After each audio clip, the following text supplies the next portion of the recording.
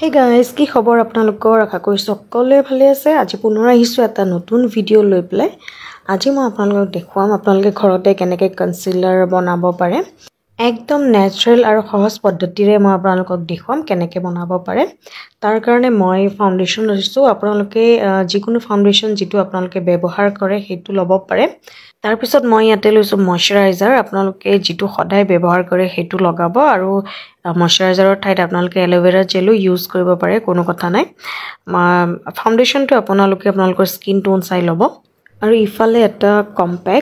কম্পেক্টটো দৰকাৰী কাৰণ কম্পেক্টে কনসিলাৰটো ম্যাট আৰু থিক বনাব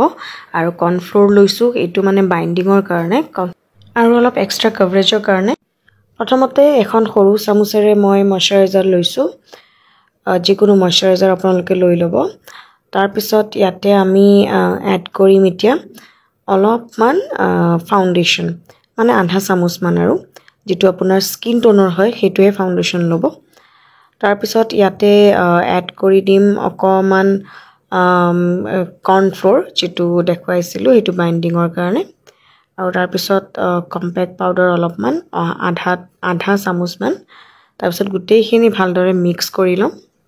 ভালকে লাম্পস নোহাকে মিক্স কৰিব লাগিলে অকমান ময়শ্চাৰাইজাৰ এড কৰিব পাৰে ভালদৰে গুটেইখিনি মিক্স হোৱাৰ পিছত যেতিয়া এটা থিক টেক্সচাৰ আহি যায় তেতিয়া এইখিনি ভালদৰে এটা সৰু কন্টেইনাৰত ভৰাই লব আৰু ফ্ৰিজত ৰাখি দিব 6 পৰা 10 দিনলৈ ৰাখিব পাৰে তেনেহলে फ्रेंड्स দেখিলেনে কিমান ইজি আছিল কনসিলাৰ বনোৱা ঘৰতে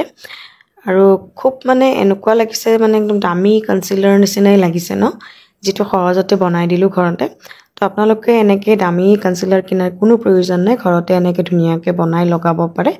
তেনেহলে फ्रेंड्स যদি ভিডিওটো আজি ভাল লাগিছে তেতিয়াহলে প্লিজ লাইক কৰিব শেয়াৰ কৰিব আৰু আপোনাৰ ফ্ৰেণ্ডছ ফেমিলিৰ লগত শেয়াৰ কৰিব তেন্তে আজিলৈ আহিছো